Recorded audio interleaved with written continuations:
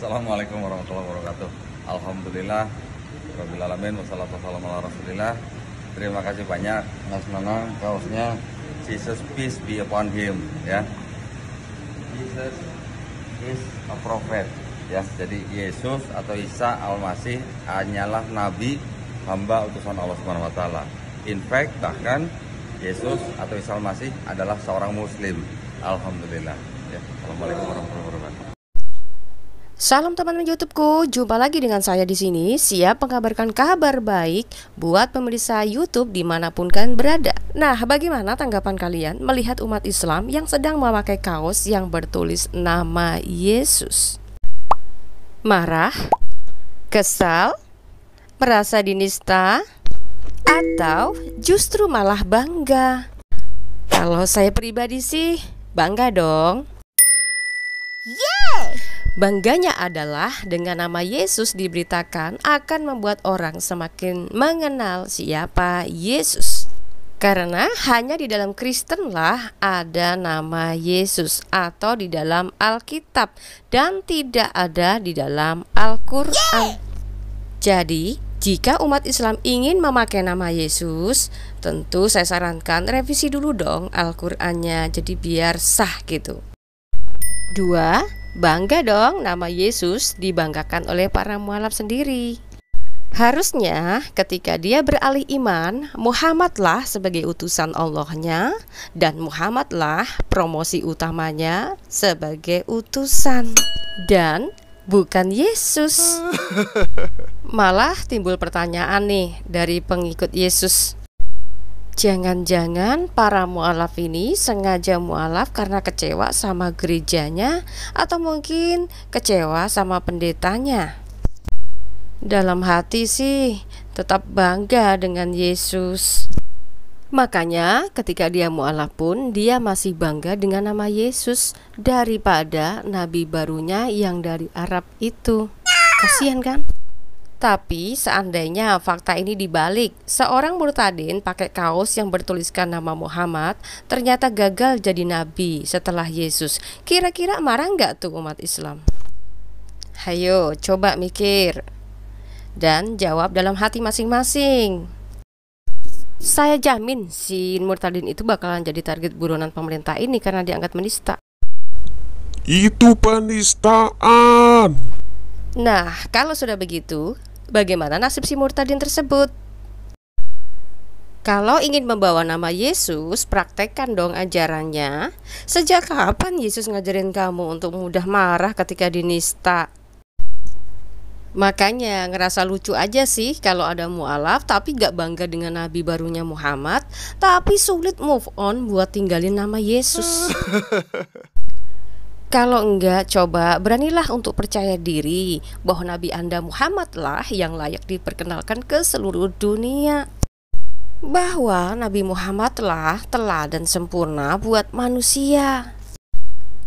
Dan tentunya orang akan mencari tahu data sejarah Islam mengenai Nabi Anda. Tapi kalau Anda masih bangga dan mau promosiin nama Yesus sih, silahkan saja. Jangan salahkan ya kalau ada yang nanya soal Yesus dalam Alkitab atau ke gereja. Karena nama Yesus hanya bisa kita jumpai dalam kitab Injil. Al-Quran gak kenal nama Yesus. Ada sih tokoh mirip, cuma sayangnya ceritanya berbeda. Ada yang bernama Isa Al-Masih Ibnu Maryam, tapi dalam teks aslinya Isanya berbahasa Arab. Mungkin Isa Al-Masih dalam Quran itu orang Arab kali ya.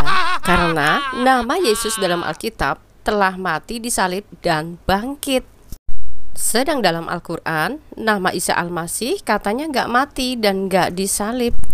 Bahkan tidak ada kronologi sejarah kalau Isa itu naik ke surga tapi cuma diserupakan. Cuma yang jadi pertanyaan adalah, kok kalender Indonesia ada kenaikan Isa Al-Masih ya? Kapan naiknya? Dan siapa saksi kenaikannya? Lalu kronologis datanya dari mana? Kan Al-Quran tidak ada penjelasannya. Justru Alkitablah yang memiliki data akurat tentang Yesus, bukan Al-Quran yang baru ada 7 abad kemudian setelah Yesus. Fatimah, kamu harus percaya semua apa yang dikatakan Nabi saya, baginda Rasulullah Muhammad Sallallahu Alaihi Wasallam. Apa? Jadi wajib percaya walaupun tanpa saksi mata kalau nabimu dapat cerita baru setelah ratusan tahun sejarah itu berlalu, Dul. Iya dong, kamu harus percaya karena baginda Rasulullah SAW itu adalah nabi penutup dan nabi penyempurna. Kalau saya nggak percaya, kenapa, Dul? Berarti kamu kafir, Fatimah. Orang kafir itu seburuk-buruknya makhluk. Gak percaya? Baca ini suratnya ya. Allah Subhanahu wa Ta'ala berfirman, sesungguhnya orang-orang kafir, yakni ahli kitab dan orang-orang musyrik, akan masuk ke neraka jahanam. Mereka kekal di dalamnya. Mereka itu adalah seburuk-buruknya makhluk. Quran Surat Al-Bayyinah ayat 6. Yah, siapapun juga bisa bikin kalimat begitu, Dul. Saya pun bisa, kalau kamu mau.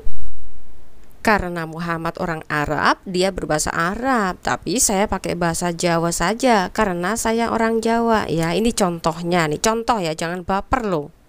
Contoh nih, sak temene wong-wong pagan lan wong-wong kang ngambung watu iku bakal lumebu ing neraka jahanam.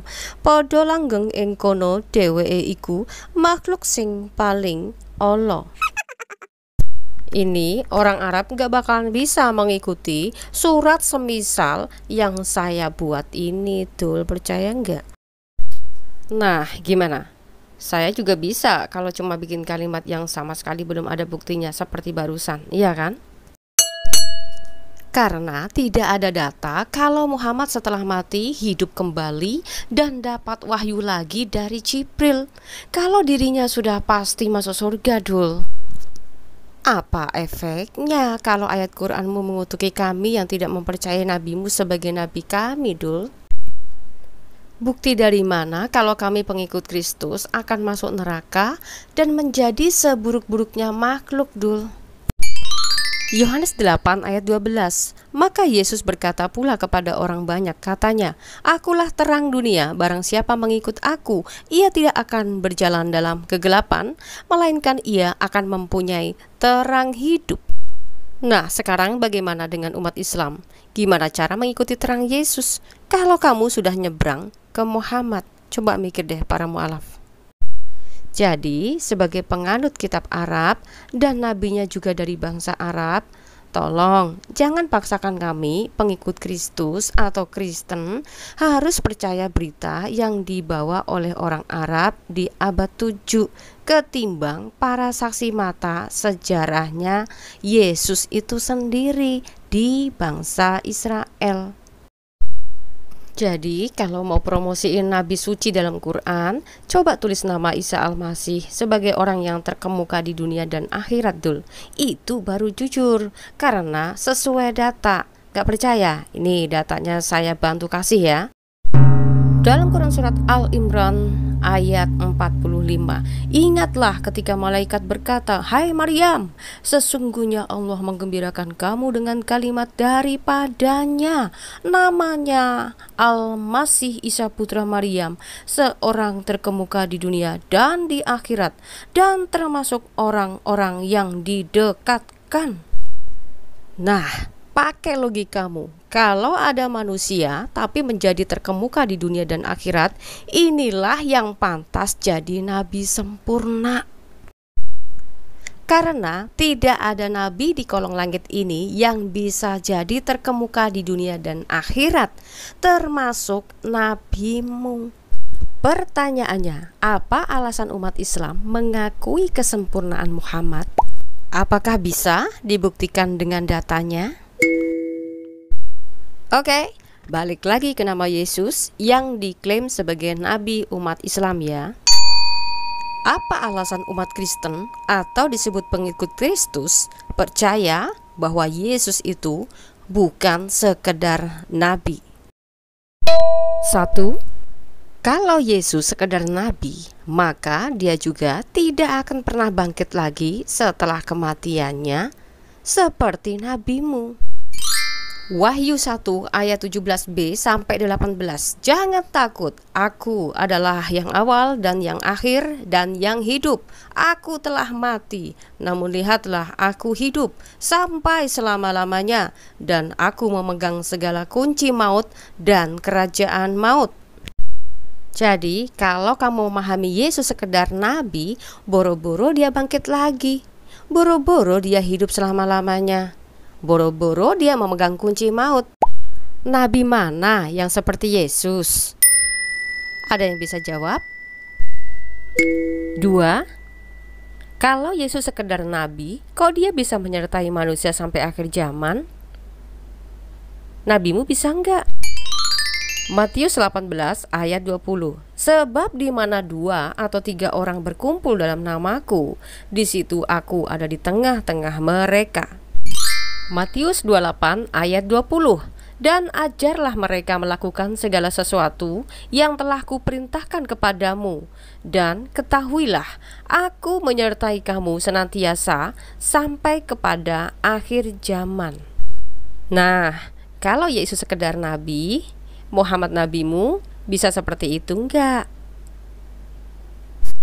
3. Kalau Yesus sekedar nabi, nabimu bisa bilang begini enggak?